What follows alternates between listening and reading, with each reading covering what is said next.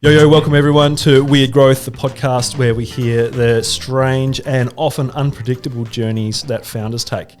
The conversation doesn't stop here. If you want to stay one step ahead and unlock access to exclusive insights, thought-provoking summaries of our latest episodes, and a curated collection of valuable resources from across the web, don't miss out on Ammo Marketing monthly newsletter.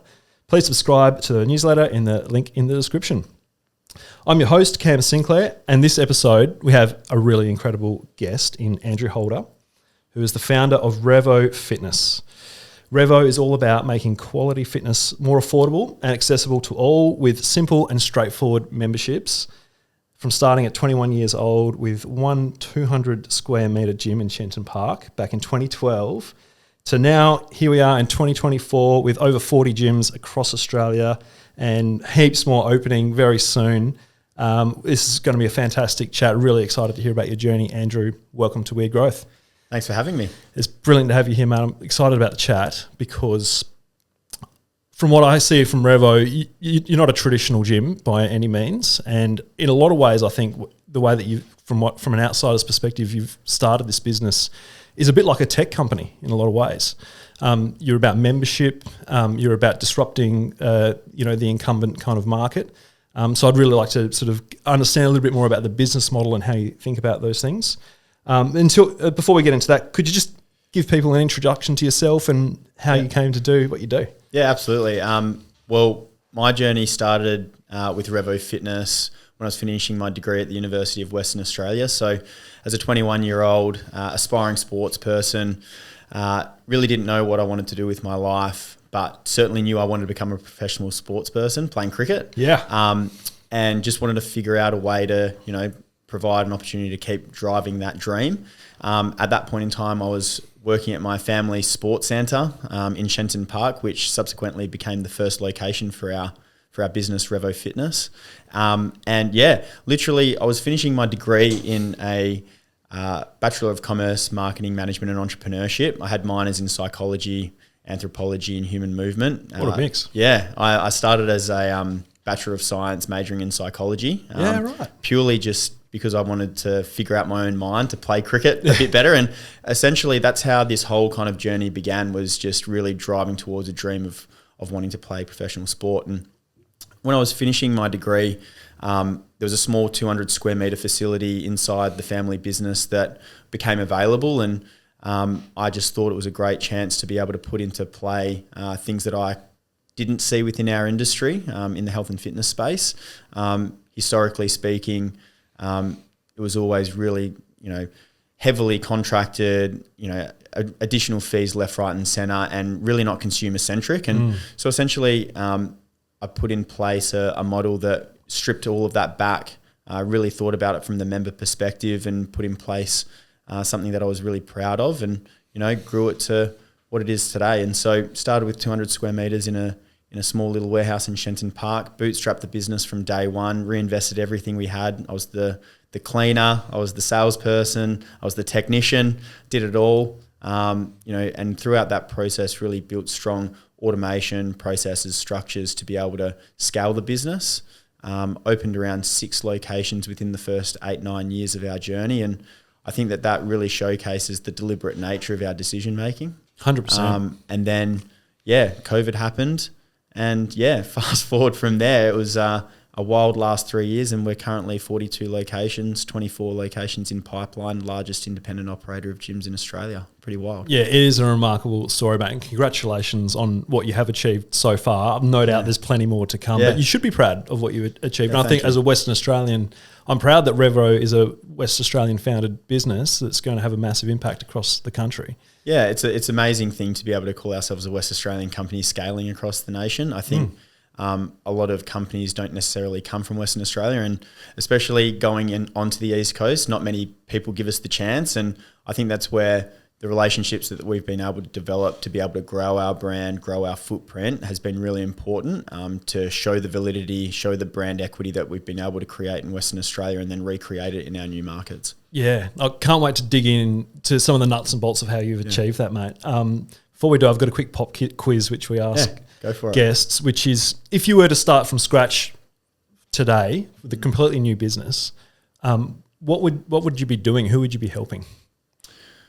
To put you on the spot a little bit. I've never even thought about that because this is living my purpose. Yeah. And I think with Revo, because we're helping and serving so many people within our community and creating accessible fitness for so many Australians, I think that I've never thought about transitioning or, removing my focus from that. No, of course, my passion is this industry. My passion is this business. And, any way I can diversify my focus is usually about how to diversify, the brand offering or, how we can improve the member experience. And so, yeah, it's a good question, but I've never kind of thought about it from a different point of view. Yeah, and I think, that ethos does come through really strong in your messaging and your brand, is that you are actually about sort of contributing to the community in that way and making it accessible. I think that's something which a lot of people who probably lay people to the gym kind of scene probably feel like Revo's for them, because it's a little bit more sort of, community focused, and it's not just one of those exclusive, black wall kind of gyms, which is a little bit scary and locked out to the average person. Yeah, I think that's the reason why I started it, because as a 21-year-old, I was intimidated going into a gym. I was wanting to play professional sports. I wanted to train a different way than stereotypical gym goers would. Yep. And I couldn't find a place I wanted to do so. Our industry is full of franchises. It's full of, been in one gym, been in 100 gyms kind of mentality. And I wanted commoditized almost. Exactly right. And so creating a space that felt unique in each location that we would open or had little idiosyncrasies I loved, and really put the passion behind the brand to start with, and essentially create a model which, for a first-time user, first-time experience coming into the gym, felt comfortable to do so. But then when you were an experienced user coming into the location, you understood the value that we were creating for the consumer and the member itself. And so it created quite a nice melting pot of fitness offering, because you've got these first-time users that are intimidated to come into the gym and they're trying to feel their way through their first experience. And then you've got these people that, understand what they're actually receiving and going, wow, this is so good. And then all of a sudden they're creating this community where they're helping one another and they're creating such a wonderful experience for one another. It's pretty special. And I think that's one of the nice things about going to any Revo Fitness location around Australia, is that, every location feels a little bit different, which I'm really proud of. And our design and development team have done a wonderful job in terms of procuring those designs. Absolutely. But the same soul, essence and feel of what Revo is still tangible in all of those locations, whether it's through the way that our employees talk to our members, the way that they serve our members on the gym floor, or whether our personal trainers, how they train their clients and how they converse with our members as well. So I think that that's really the essence of what Revo is that it's not just one silver bullet kind of thing. Our membership offering is really strong, our product is really strong, but the soul and essence of our brand really comes through in droves, I think. How did you uncover that insight into what that market gap was, and what gave you, I suppose, the confidence to really go hard on that model? Yeah, I think when you're young, anything's possible. And I think if I was to be sitting in the same position as I was today as a 32-year-old, I don't know whether I'd make those same kind of big leaps. But the reality is I did, because I knew that I just thought it was going to work. And so there was no other option except for moving forward and putting one foot in front of the other. And when you've got that continuous improvement mindset, challenges don't seem very challenging at all. They just seem like obstacles that you need to overcome to get to the outcomes that you wish to provide. And so when I was looking at creating a model that the public wanted, I really tried to make sure that I was looking at it from the member perspective rather than what I perceived the member to want. And in doing so, I ended up coming into the first person reality rather than the third person reality. And I think that that's a really powerful point of view to have when you're in a consumer-centric, hospitality-esque style of industry that we are. Big time. Because we're a physical asset business, we're a physical location, so everything needs to be on point. So when we're rolling out our clubs, I don't look at it from a certain, type of user or anything like that. I look at it from the first time member walking in, what they see, how they can engage with our products, what's our branding feel like. and drive it from there. And I think that kind of mentality and that visualization from the starting point really differentiated us compared to that gym in a box mentality where you put the stock images on the wall, you put your corporate colors on the wall and you're done. Yeah. That's not what I was about, and that's not what Revo is about. It's about creating an environment where everyone feels comfortable to train, but actually push themselves and become that everyday athlete. So you mentioned you started with that family owned business gym in Shenton Park. I actually drove past the entrance to that this morning and saw the old sign. Yeah. And I think it's actually really cool that it's still there because it's kind of probably a reminder to you as well where you came from. But how did you reach those very early first customers and sort of reach the next level of sort of the next round of customers that started coming into the Revo business? Yeah, so when we first started the business in 2012, it was just me behind the counter. And so you just had to guerrilla market. So, Instagram and Facebook were just starting to kick off. And it was one of those things where I feel like we were very much an early adopter of that and just going hard at organic socials. And then as weird as it sounds, is the letterbox drops and the flyers. Good on you. Yeah, flyers at the uni TAV and the ref and all of those kind of things were real. That was just the reality. So I was going to my tute or my lecture, and then I'd just drop off some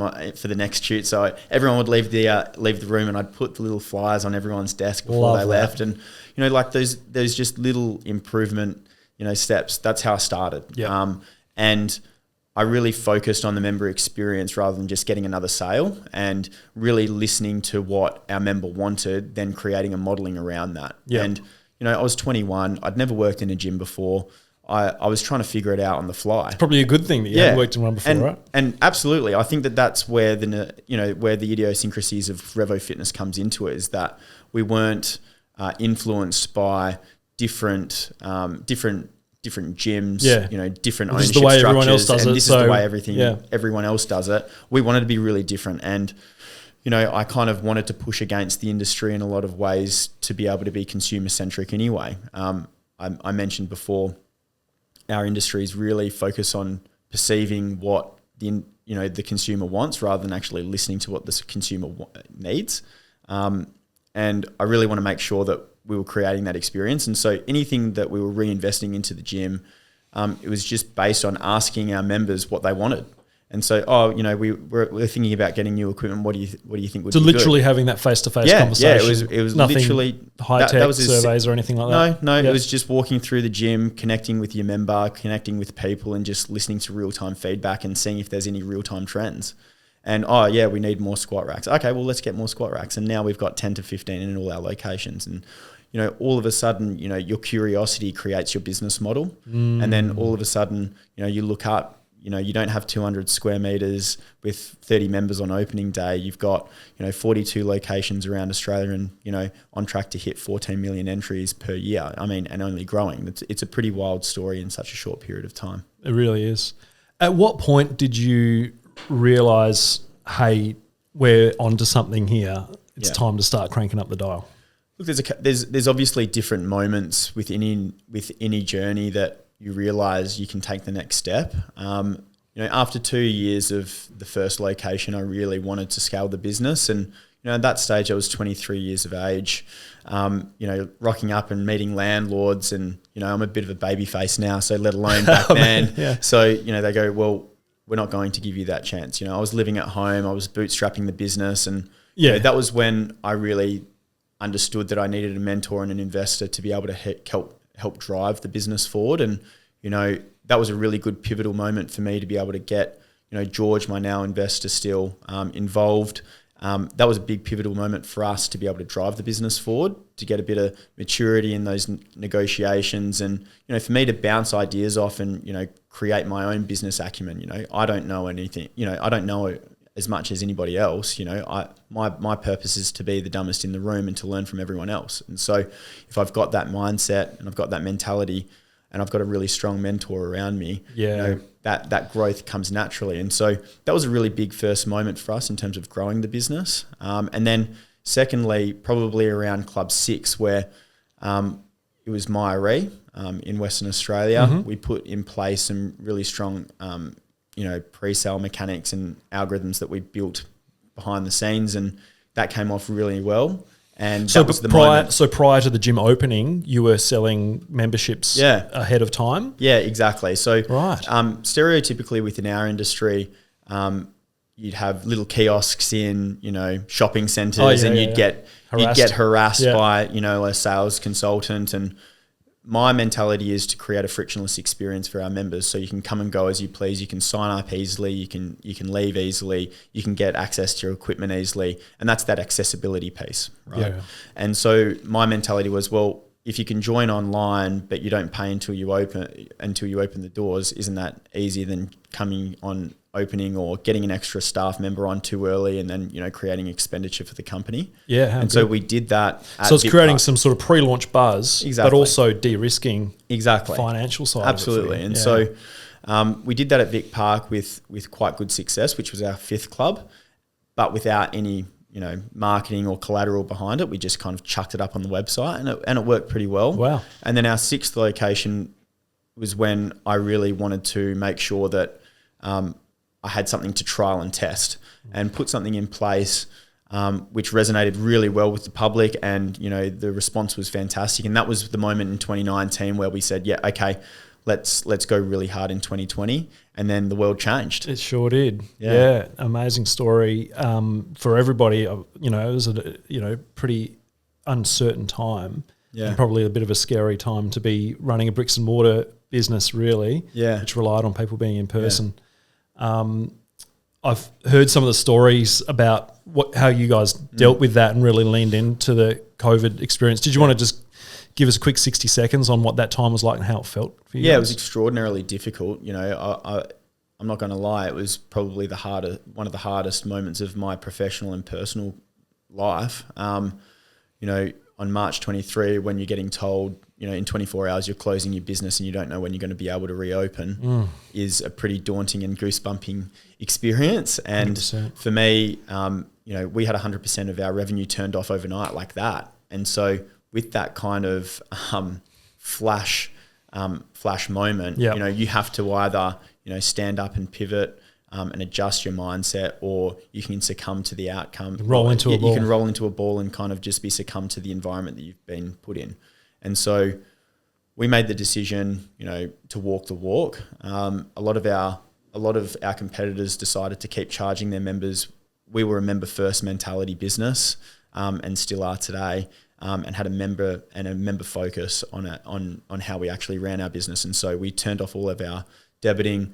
We made sure that we looked after our employees throughout the journey of that period of time before JobKeeper even came in, and really made sure that we were driven by our values rather than actually just driven by financial outcome.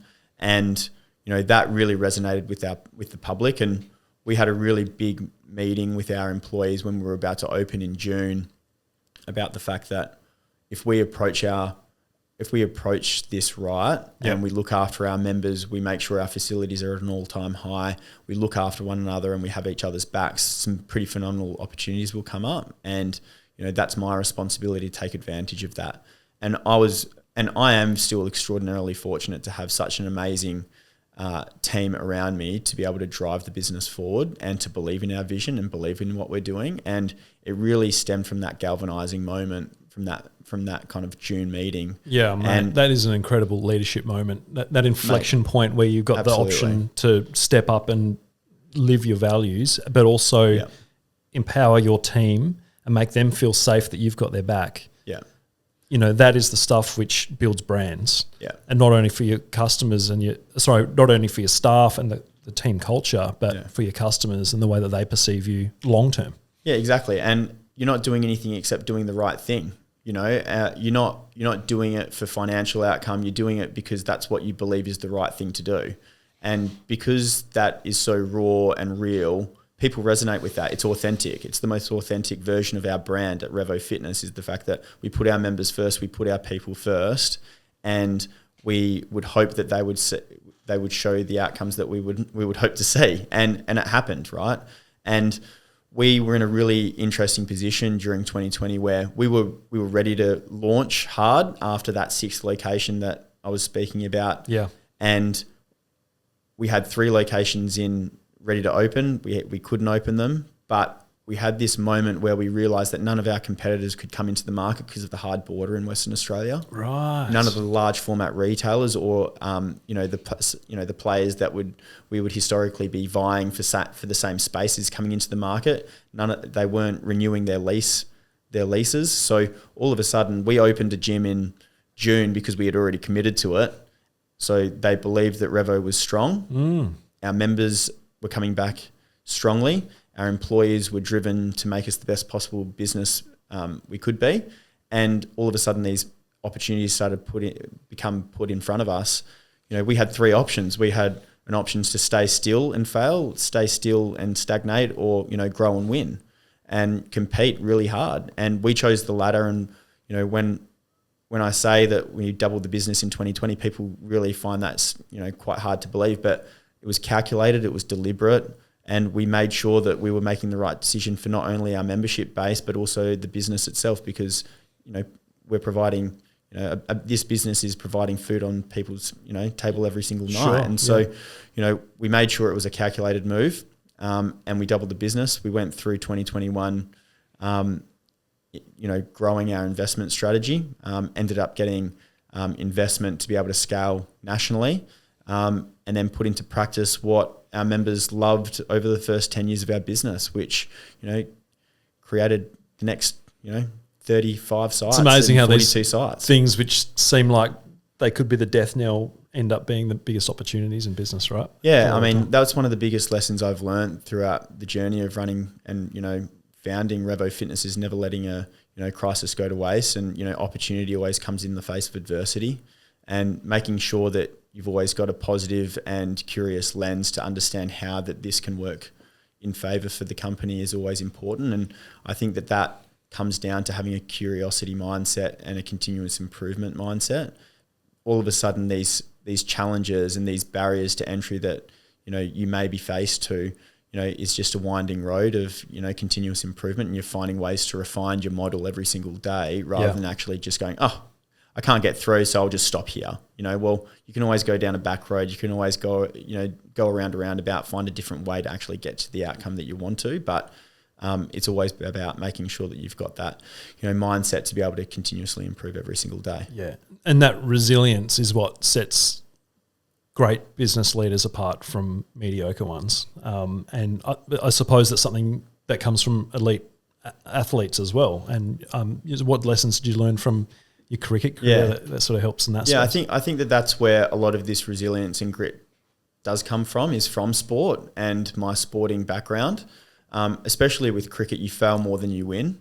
And so, especially, when I started playing cricket, I was an opening batsman, and, you certainly didn't have as many good days as bad days, it's only one mistake. Exactly right. And so, that resilience is taught to get back up and try again, and then focus on the process, not the outcome. And putting that into business is always super important, because if you focus on the outcome, if you're focused on making 100 and you're not watching the ball, all of a sudden you don't get to 100, you're out. And so making sure that you're where your feet are, watching the ball, and then, playing each delivery or each moment in business as they come is super important. So how do you think about goal setting? I mean, we talked about big numbers and, did you sit down one day and go, yes, we're going to open, in 5 years' time, we're going to open 100 stores?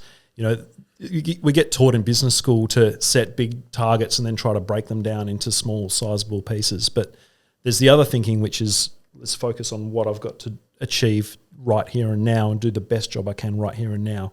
How do you balance those big, hairy, audacious goals down the track between with, what you've got to do today? I think it's about knowing you've got a BHAG, but then coming back to where your feet are immediately and then putting one foot in front of the other. Okay. A lot of the time when it comes to starting a business, people live in the BHAG and living where you're actually going to be rather than doing the work where you are to be able to get there. And I think that's what our company does extraordinarily well, is that we have stretch goals that people wouldn't believe, but the reality is we don't live in the stretch goals. We don't spend the money like we're at that goal or that outcome. Yep. We feel like we're still just getting started, and so we've got points to prove. And I think having that underdog mentality whilst whilst being a dominant player within Western Australia, is super powerful. And I think that that's something that, for me as a leader, I continuously reiterate to our team. And we're in a very fortunate position where we're trying to scale, and we're successfully scaling our business through South Australia, Victoria, and New South Wales at the moment. But we're building our brand, whereas we've become a well-known brand in Western Australia. So we've got the confidence of being a known player, but we've got the underdog mentality of going, no, we still need to prove ourselves. And so I need to keep leaning into the underdog mentality to keep people hungry, to keep driving the business forward. Yeah, I love it. And making sure that we're the best possible versions of ourselves to be able to reach our BHAG goals, you know. So you're obviously, playing in a very competitive market with membership gyms, and you're talking about that, basically a new brand in a new market relative to what you are here in WA. How do you think about the Revo brand and how you differentiate against your competitors, especially over East?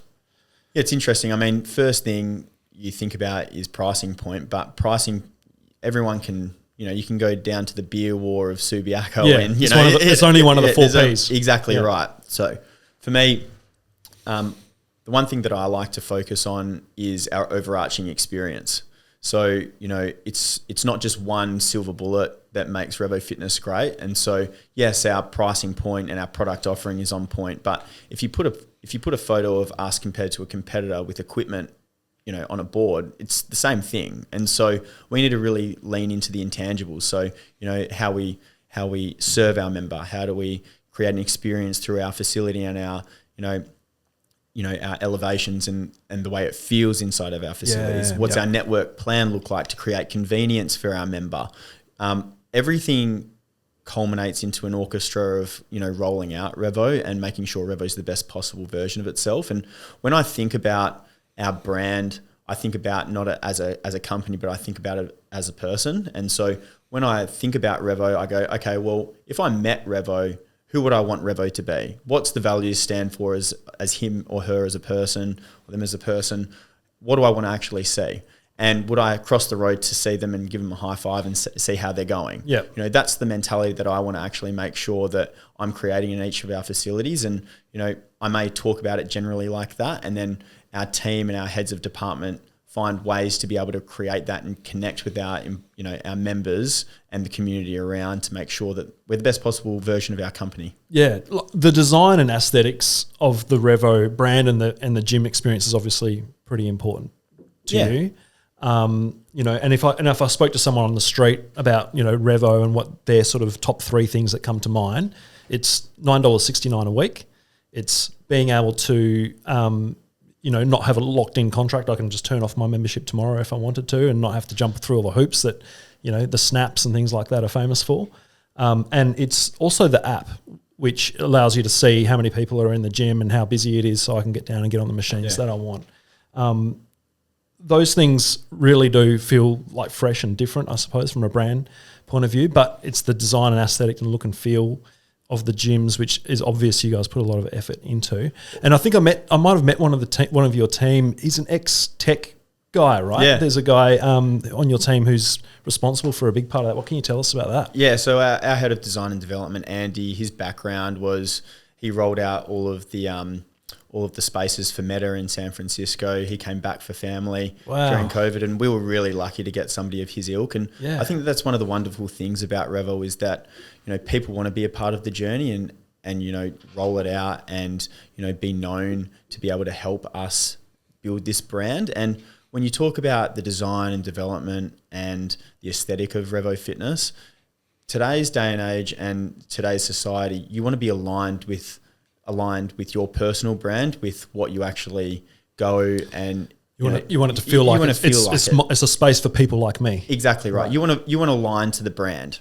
right? And so it's the same of like going to a coffee shop. Some people want to go to a quick everyday coffee shop, or somebody wants to go to an artesian place. Yeah, I can usually get a vibe by what it looks like, whether I'm going to like the coffee. Yeah. Exactly. So our purpose is creating a space where people feel comfortable, for one, but align for their personal brand with as well. Yep. And then using automation to be able to drive autonomy of their user experience. And so you talk about the no lock-in contracts, no sign-up fees, and removing all of that, BS stuff that historically you're seeing in our industry, or a lot of subscription modeling.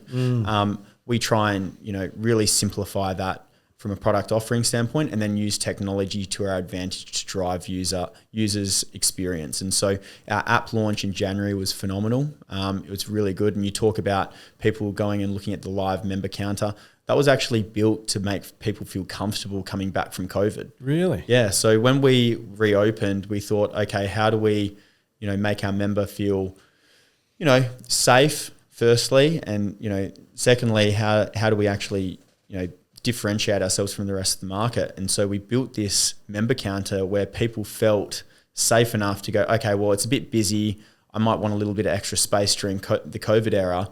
And so people started using that to differentiate their time of day that they would come. Oh, wow. And it's become such a big thing for us to be able to, drive member behavior, drive their usage patterns, which obviously improves our business, because, everyone can get on equipment more, the peak times don't feel as, peaks and troughs. Yeah. Or if I'm equidistant from one gym to the other, I'll go over to Leaderville instead this time. You start to push out our usage pattern over, whether it's Claremont to, Shenton Park, or if it's, Mentone to Cheltenham, it doesn't make a difference. It just makes sure that the member can drive their own experience the way that they want to.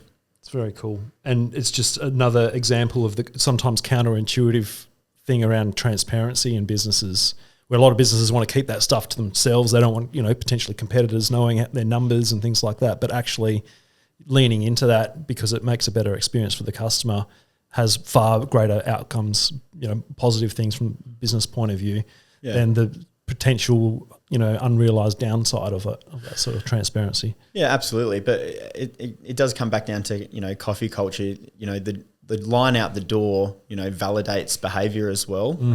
And so, yes, we don't talk about actual subscription membership numbers.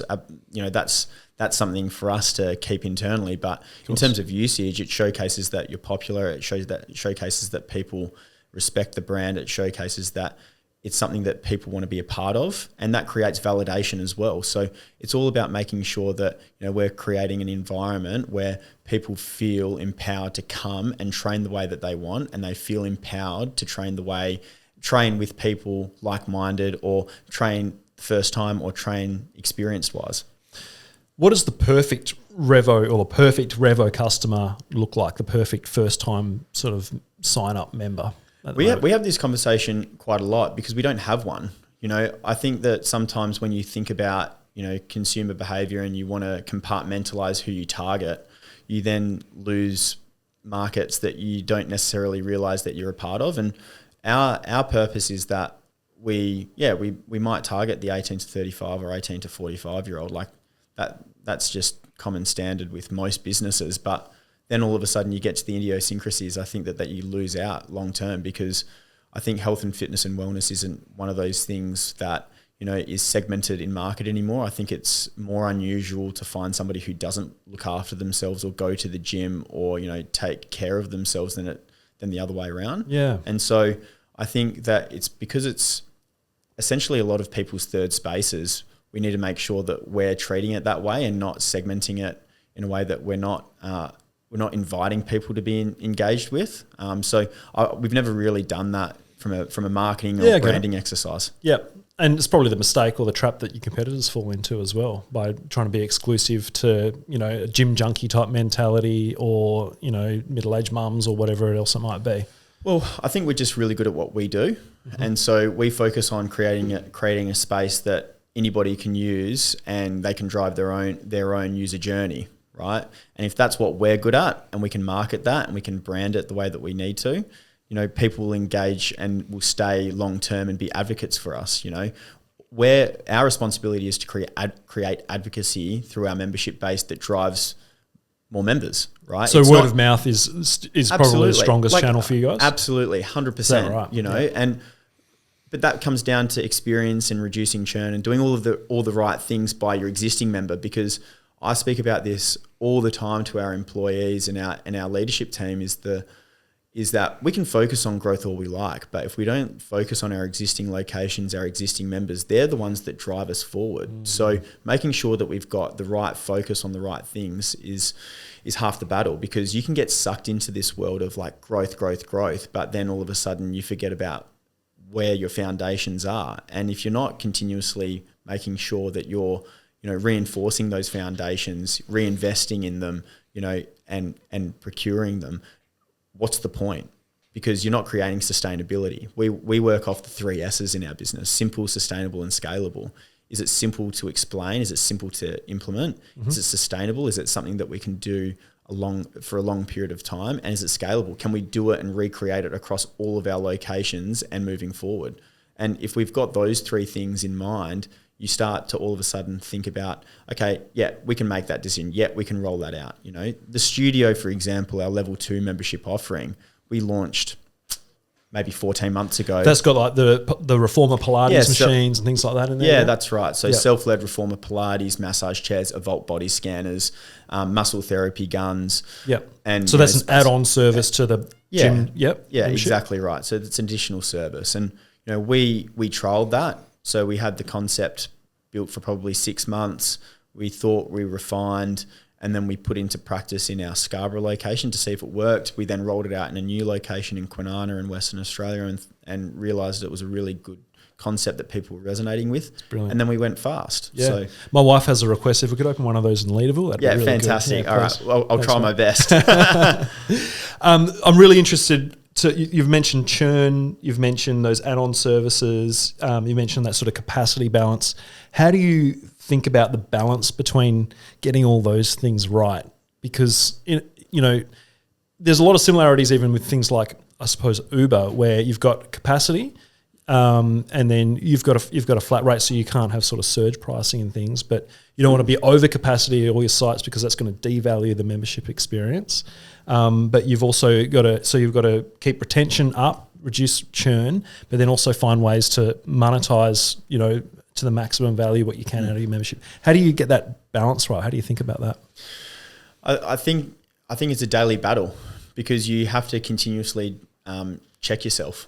So you're looking at your existing membership base, you're looking at your existing leasing tails, you're looking at different ways that you can engage your membership base to be able to then drive the business forward. I don't think there's one single thing that you do in a day that you've got a big dashboard that focuses on all of those things. Yeah, there's not like one metric you keep an eye on. Exactly right. Okay. There's and a lot of the time you're a physical business, so I talk about it a lot. But just getting out to the locations and just feeling the sites and understanding, the usage patterns and seeing how you can improve that experience is super important. So making sure that, we're not just desk jockeys, we're, our head office in Perth and Melbourne, our purpose is there. Yeah, we do work from there, but we shouldn't be there all the time. We should be out in the clubs. We should actually be feeling what our members feel and seeing how we can improve that every single day. If we can be involved in the business, we can make decisions that improve the business. I mean, I know that sounds simplistically, but there's a lot of leaders who get to a certain point and they believe their job is to be as arm's length as possible. But it sounds like the ethos from that very first studio that you had, where it was just about getting that feedback loop as tight as possible with your customers. Yeah, that's right. Still woven through the culture of your business. And that's how you make good decisions, because you listen. Half the battle is thinking that you're not you're the smartest in the room. And so if we're there listening to what people want, we can then respond accordingly and create a great business for the people who are actually coming and using our facilities.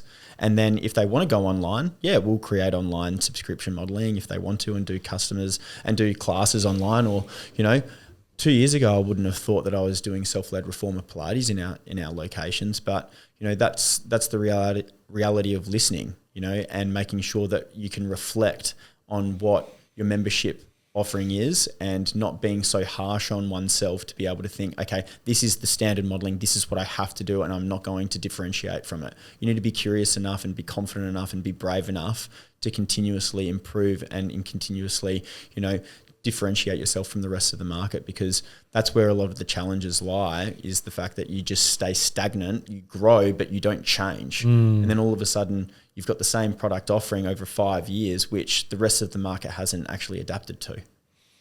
I get the vibe you're a guy who likes swimming in his own lane and not looking to the side of what his competitors are doing too much. Yeah. But how do you know, a lot of your competitors are franchise-based or ASX listed or whatever it might be. How have you been able to continue the pace of scale that you are achieving at the moment? You know, it's essentially in a bootstrapped kind of fashion. I mean, a lot of people are going, wow, these guys are growing really quickly. How are they achieving that? Look, I think it comes back down to my sporting background. You love the contest. Yeah. You know, you want to get into the contest. It's that feeling of, you know, playing against somebody else or playing against another team that excites you. It drives you to become a better version of yourself, right?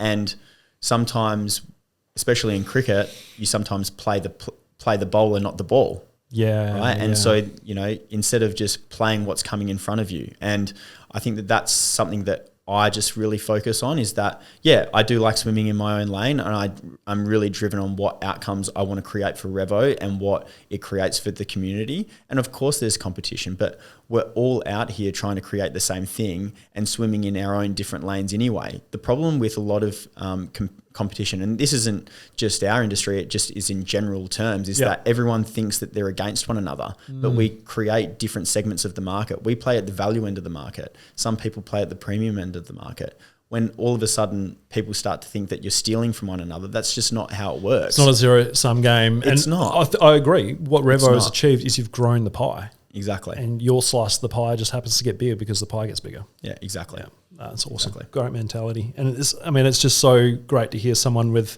a marketing background, an appreciation of psychology, who, you know, is not from maybe a traditional business background, having that deep customer focus. Yeah.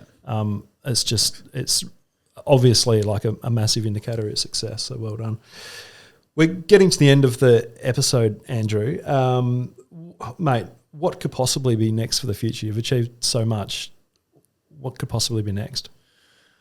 Putting one foot in front of the other, to be honest, Cam. I think for us, it's all about execution. We've been able to develop really strong relationships with landlords. We've built a really strong brand here in Western Australia and now in South Australia and now doing so in Victoria. So it's just putting one foot in front of the other and not getting in our own way. Yep. I think for me, my responsibility is to keep empowering our people to make the right decisions every single day.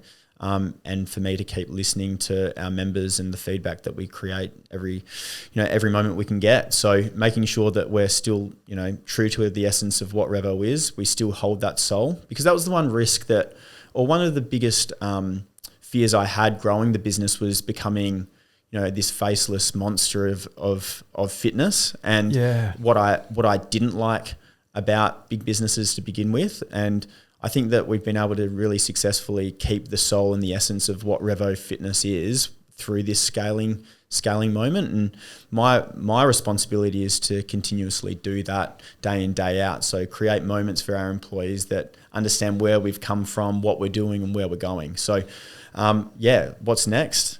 A lot of gyms, mate. So a lot of locations, Very a lot exciting. of rollout, a lot of execution in front of us, which is exciting. What's your one piece of advice you have to founders, maybe, you know, young people in their early 20s who have a vision and are determined to grow?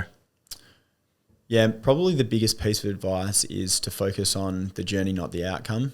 Great. I'll explain that a little. You know, I learnt that through cricket. When I was playing cricket, I had Revo Fitness, right? I started Revo Fitness at 21 and I was trying to create, you know, a professional sporting, you know, career. Yeah. And there was a moment where I thought it was going to not happen. And, you know, I was devastated. You know, I still vividly remember, you know, driving on the way home on a Saturday night after a game, calling my dad and saying, you know, like, I can't believe my dream is not going to become a reality. And this is cricket.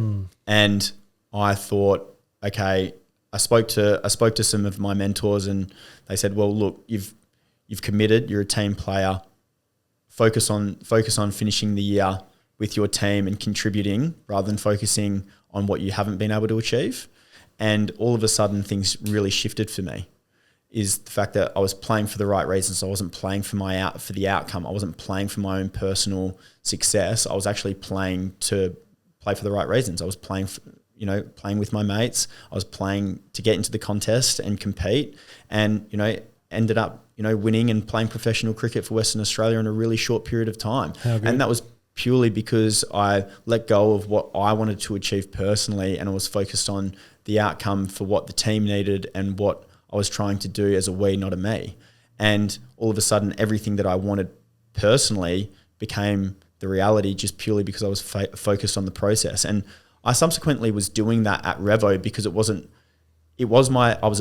am obsessed with Revo, but because it wasn't the dream since you were 8 years old, it was just, I'm just doing it. And I had no expectations put on the outcome of what Revo Fitness could be.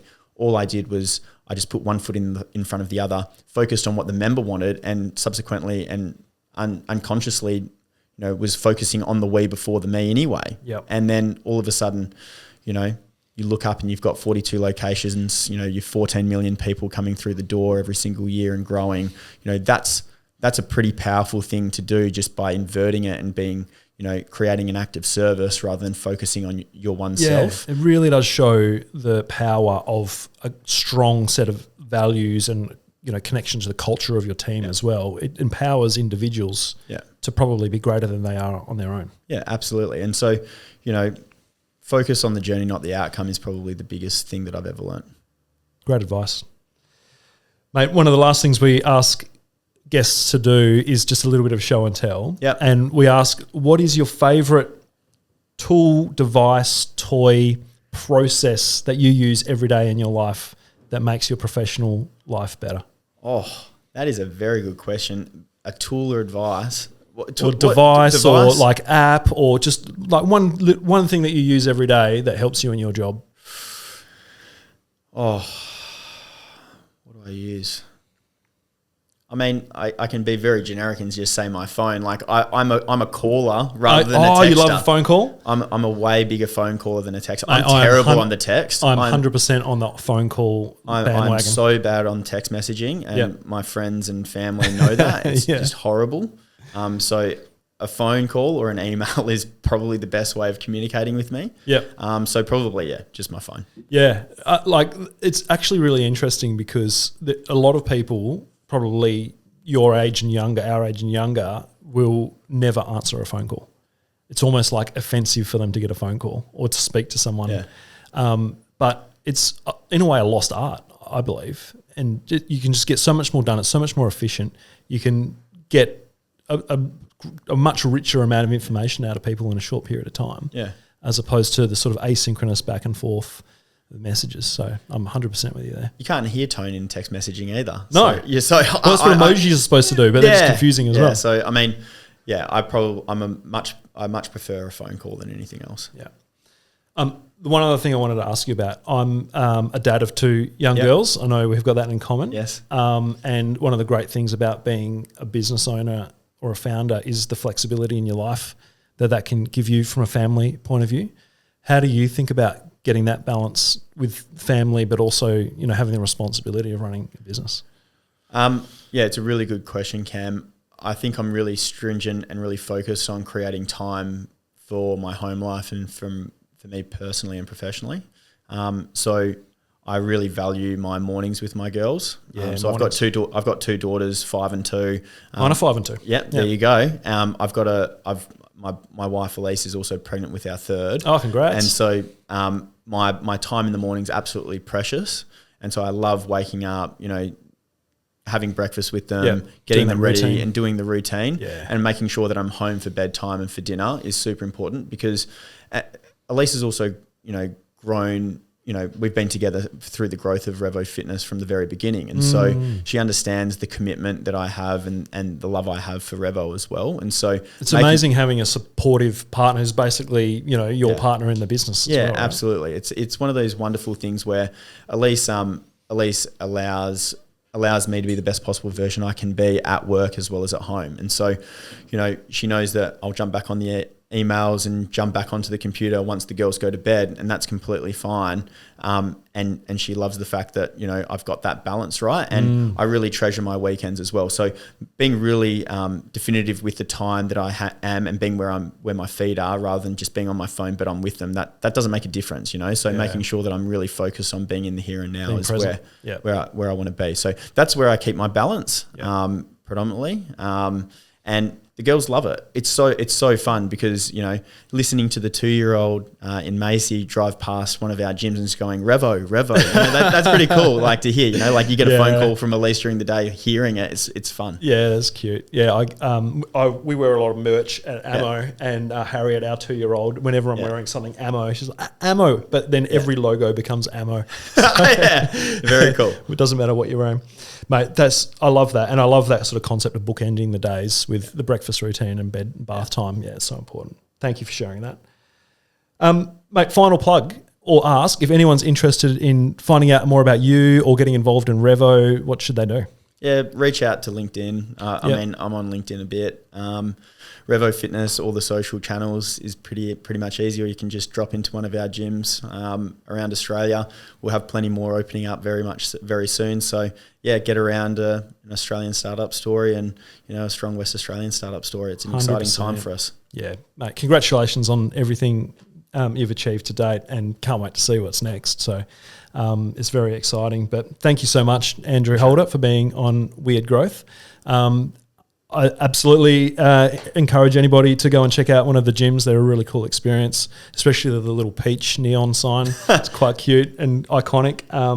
But look, thank you so much for being on the podcast, Andrew.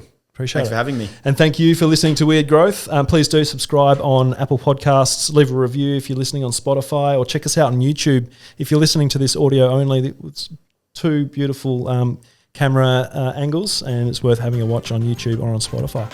But until next time, I'm Cam Sinclair. This has been Weird Growth. Bye-bye.